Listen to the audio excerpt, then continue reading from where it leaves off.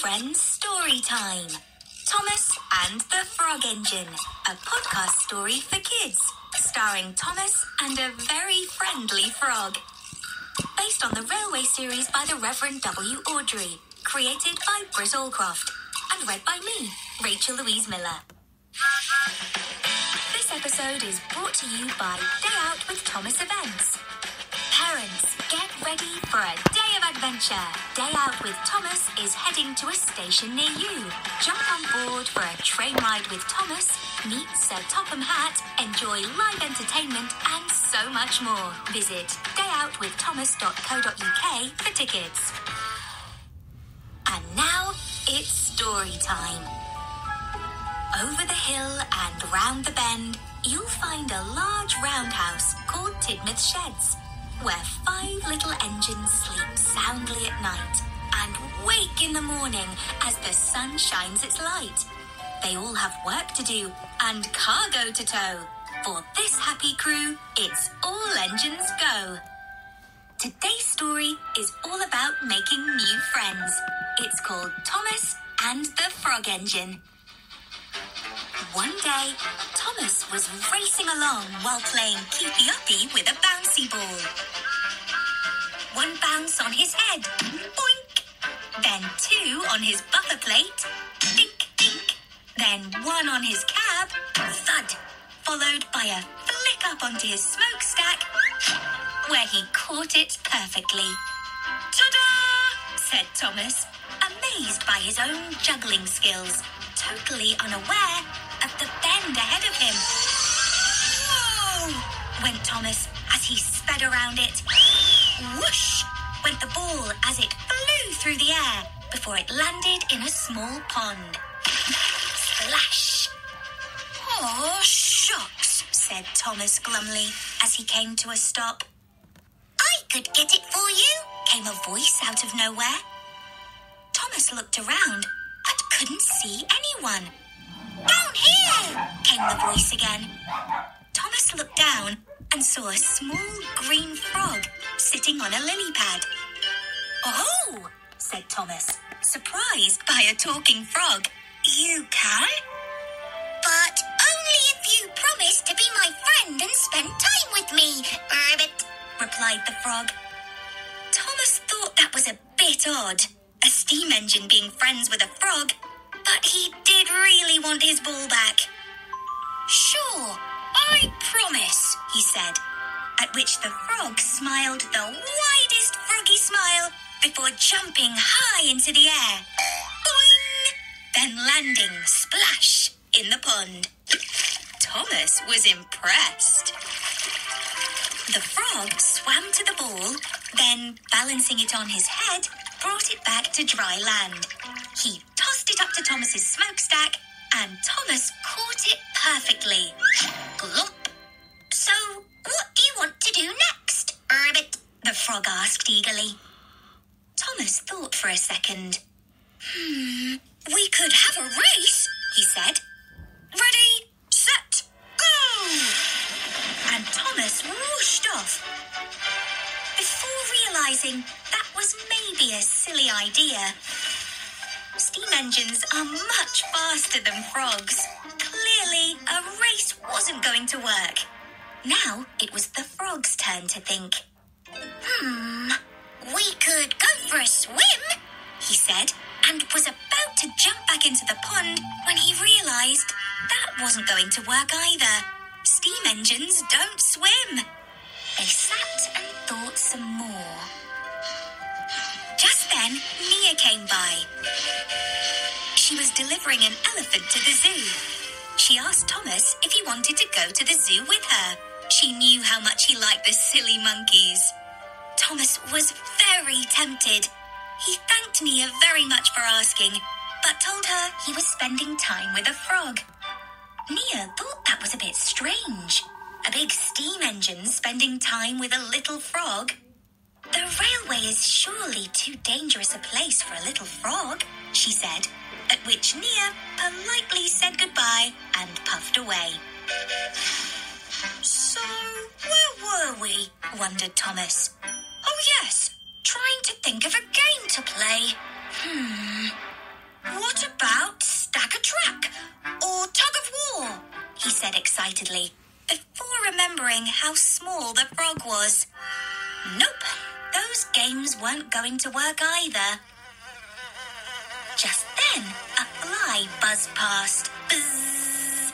What about catching flies? Cried the frog, as his tongue shot out of his mouth and snapped the fly out of the air. Snap! Mmm, yummy, yum, yum. Ribbit, said the frog, swallowing. Thomas looked down at his own tongue. That's not really going to work either. They would have to sit and think some more. Just then, Percy came by, pulling the mail train. He asked Thomas if he wanted to come along. When Percy was finished, they could play hide and seek, and he knew how much Thomas liked that. Thomas was very tempted. He thanked Percy for asking, but told him he was spending time with a frog. Percy thought that was a bit strange. A big steam engine spending time with a little frog. Oh, well, maybe tomorrow then, he said. That's when the frog noticed Percy was painted green, just like him. Hey, we could play hide and seek, he shouted excitedly as he jumped up onto Percy's body, where he completely disappeared. Ribbit, he shouted, poking his head out from the boiler. Ah! Went Percy, jumping in shock. Ribbit, shouted the frog again, appearing from the cab. Ah! Went Percy again. That was fun, said the frog, jumping back onto Thomas's buffer plate. Not for me, said Percy, who liked playing hide and seek, but didn't particularly like being the hiding place. Besides, he had mail to deliver, so he quickly said goodbye and hurried away. So, what next? Said Thomas. What next indeed? Said the frog, when Kana zoomed by. She was freshly waxed and polished and was very proud of her gleaming paintwork. She said hello and asked Thomas if he wanted to race her back to Tidmouth. She knew how much he liked to race and peep his whistle as he sped through tunnels. Thomas was very tempted.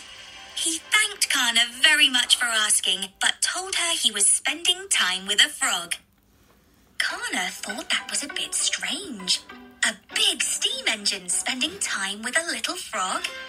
That's when the frog noticed his reflection in Kana's shiny paintwork. Hey, look! That's me! He said as he leapt onto her, hopping back and forth while making silly faces as he went. Ah! My shiny paintwork! Kana shrieked. Now it's all slimy and sticky! Oh, get off! Get off! At which the frog jumped off. Boing! And Kana quickly said goodbye and zoomed away. Thomas felt a little bit sad. He looked at the frog. I'm sorry, he said. I'm not really a very good playmate, am I? I can't think of anything for us to do together. But the frog was more cheerful. I didn't ask you to play with me. I asked you to spend time with me, which is exactly what you have done. You had the chance to play with your engine friends, but you stayed with me instead. Ribbit. But that's what I said I would do, replied Thomas with a friendly smile. I made a promise, a Thomas promise, and I always keep my promises. That's what true friends do. The frog smiled the widest froggy smile. Then, poof! There was a puff of smoke, and the frog transformed into a magnificent steam engine. But not just any old steam engine, a royal engine fit for a king. Thomas couldn't believe his eyes. The royal engine explained that a long time ago, a spell was placed on him that could only be broken when another engine showed him true friendship, which is exactly what Thomas had done. And now he must return to his royal duties. But he hoped that one day he would meet Thomas again when they could spend proper time together, even have a game of keepy-uppy. Thomas liked that idea very much.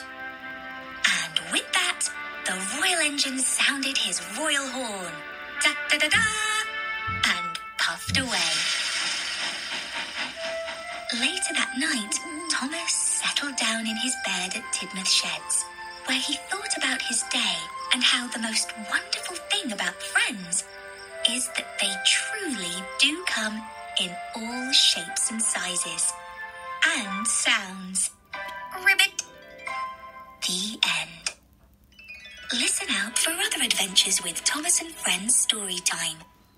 Parents, if you liked what you heard, like, review, and subscribe to our channel. Tell your friends too. Thomas and Friends is a registered trademark of Ghislaine Thomas Limited.